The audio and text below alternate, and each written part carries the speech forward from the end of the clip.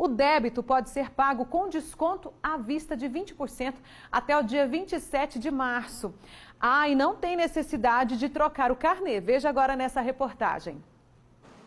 Os carnês do IPTU foram entregues em janeiro e fevereiro. O prazo para pagamento, que seria no dia 6 de março, foi prorrogado. Mas não tem necessidade do contribuinte fazer a troca do documento. O seu Lourenço não sabia e teve que encarar a fila. Eu trabalho no Correio, eu poderia até pegar lá no Correio mesmo. E não recebi, não foi postado no Correio. Quem não recebeu o documento em casa não precisa ir até a Secretaria Municipal da Fazenda. Pode fazer isso pela internet no site www.rioverde.gov.br. Até o dia 27 de março, o contribuinte consegue pagar o IPTU à vista com 20% de desconto.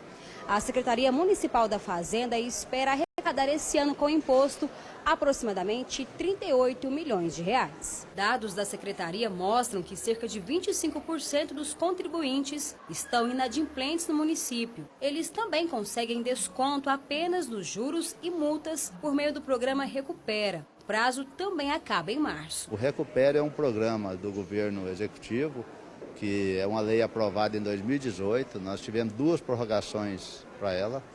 Ela tem investimento agora no dia 31 de março. Então, aquelas pessoas que têm dívidas com o município dos anos anteriores, 2018, 17, 16, 15, e que possa vir efetuar o pagamento, ele tem desconto até 98% na multa e no juro. Aquele que não conseguir fazer o pagamento em uma única vez, ele mesmo assim ele consegue desconto.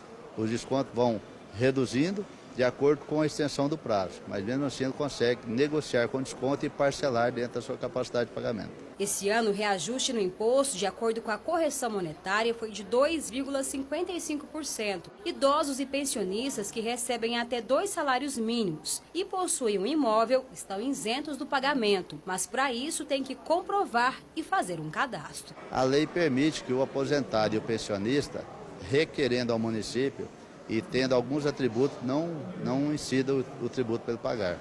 Esse requisito é que ele tenha apenas um imóvel, que esse imóvel seja de residência no município, que ele não tenha o seu aposentadoria ou a sua pensão superior a 2 salários mínimos.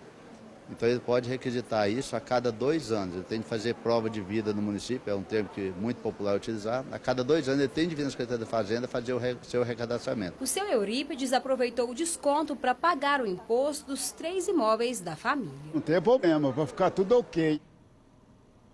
Recapitulando então, o site para retirada do boleto do IPTU é o rioverde.go.gov.br. E tomou posse o novo presidente da Associação Comercial, Industrial e de Serviços de Goiás. Rubens Filete já era o presidente em exercício da ACIEG desde o início do ano passado e agora assume efetivamente a gestão.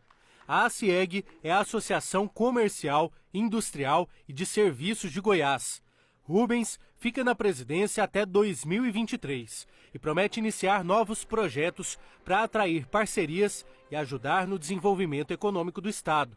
Entre os projetos está o programa Qualifica, que deve oferecer cursos de graça para mais de 3.000 empresários goianos. O que nós vamos fazer é fortalecer o setor produtivo e com o setor produtivo pujante, os empresários tendo mais lucratividade, os empresários tendo uma forma de direcionar os seus trabalhos no dia a dia com maior segurança, seja jurídica, seja no seu caixa, o que vai acontecer é a consequência: mais empregos, mais renda e mais circulação de dinheiro na cidade e no estado.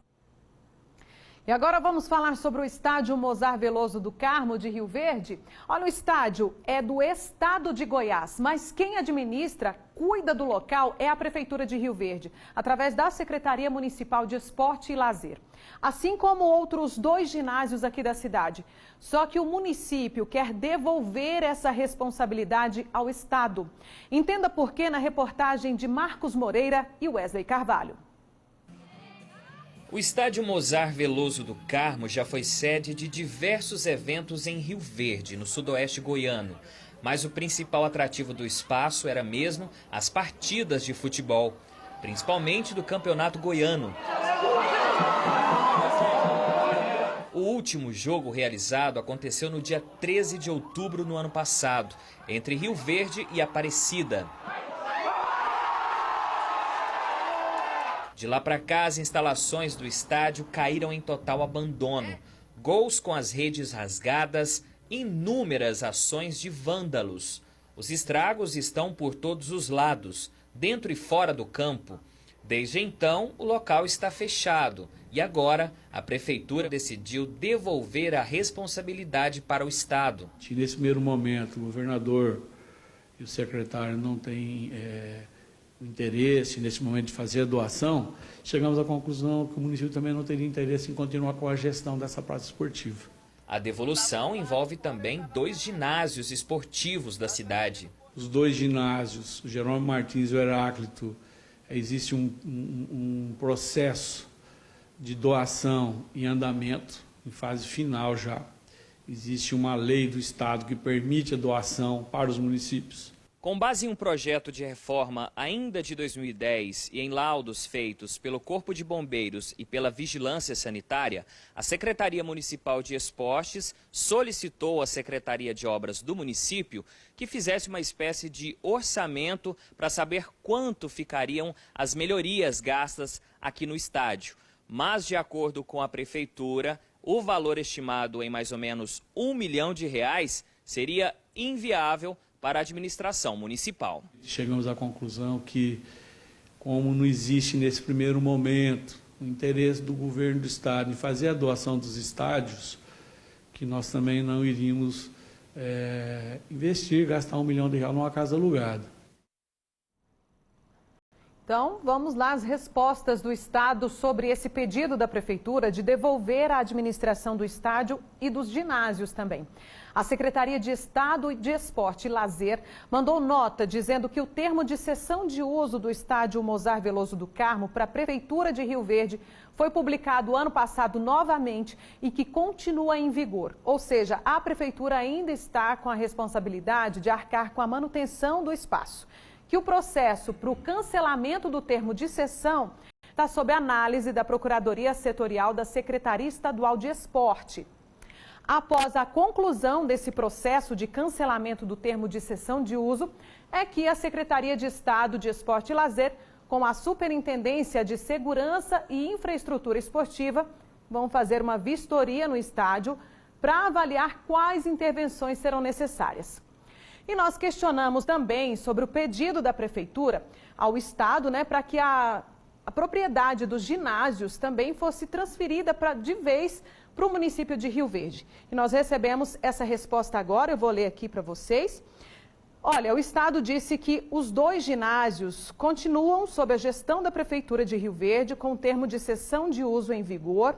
O pedido de cancelamento do termo protocolado esse ano, em fevereiro, diz respeito somente ao estádio Mozar Veloso do Carmo e, como eu disse, está em processo de análise ainda por parte do Estado de Goiás. E a gente, é claro, continua acompanhando esse impasse aí entre Prefeitura Municipal e Estado de Goiás. E 2 dos 7 médicos investigados por não cumprir a carga horária e fraudar as folhas de ponto do Hospital de Doenças Tropicais foram ouvidos ontem pelo Ministério Público Estadual. Os médicos Danilo Augusto Teixeira e Rodrigo Seba Aires chegaram ao Ministério Público acompanhados do advogado que defende os 7 profissionais investigados. Em depoimento, o dermatologista Danilo Augusto Teixeira declarou que a direção do HDT não conversou com ele e com outros médicos da dermatologia sobre a carga horária ou a forma que devesse ser cumprida. Segundo ele, a dificuldade de diálogo no hospital começou quando foram demitidas 2 médicas da dermatologia. Danilo disse também que a posição da direção do HDT em investigar os médicos preceptores que supervisionam os residentes, ao que tudo indica, trata-se de retaliação, porque os médicos fizeram reclamações no CREMEGO e na Promotoria de Justiça contra a direção do HDT. Já o gastroenterologista Rodrigo Seba Aires disse que por uma portaria de 2014, a carga horária era dividida em 12 horas assistenciais e 8 horas acadêmicas, e que destas 8 horas poderia se deslocar para outros locais para pesquisas ou verificar algum tema necessário para as aulas. Disse também que sempre foi informado que o ponto tinha que ser assinado incluindo todas as horas. Rodrigo afirmou ainda que no dia que apareceu sendo filmado, havia chegado de férias e era terça-feira, dia que trabalha na farmácia, mas que não se recorda se bateu o ponto e saiu para ir à farmácia, que fica de fora do hospital, ou se foi fazer outra atividade. Disse também que não foi chamado para explicar que necessitava que o cumprimento da carga horária fosse cumprida integralmente no HDT. Uma carga horária de atividade acadêmica que consistia na orientação aos médicos residentes, uma orientação para a produção de artigos científicos, uma orientação para fazer com que o HDT tivesse considerado uma das melhores residências do país. Então, se isso aconteceu, é pelo trabalho abnegado desses médicos que, ora, estão sendo colocados nessa situação injusta. Os 2 médicos pediram 10 dias para apresentar documentos comprovando o que disseram nos depoimentos. Com esses novos depoimentos, a promotora Vilis Marra, que investiga o caso, já ouviu 3 dos médicos denunciados pelo HDT. Outros 4 profissionais devem prestar depoimento na semana que vem. A promotora afirmou que vai verificar tudo o que foi dito até agora e quer saber principalmente por que os médicos assinaram documentos que não correspondiam à realidade. Não se entende porque chegou a esse ponto, é por que uma folha de ponto não corresponde à realidade. Porque se saiu para preceptoria, se naquele horário não estava no hospital, por que não consta isso na folha de ponto? E sim, aquela folha de ponto não corresponde à realidade, o que poderia caracterizar um crime de falsidade ideológica. 7 médicos do HDT que supervisionam o trabalho dos residentes são investigados por não cumprir a carga horária e por anotar na folha um horário menor do que era cumprido de fato. Eles foram denunciados ao Ministério Público e à Secretaria de Saúde, que receberam vídeos e documentos que comprovariam as irregularidades. Depois de ter acesso ao material, nossa produção marcou e foi a uma consulta com uma dermatologista numa clínica particular no dia e no horário em que ela disse que estava no HDT. A Secretaria de Saúde criou um gabinete de crise para acompanhar o caso dentro do hospital.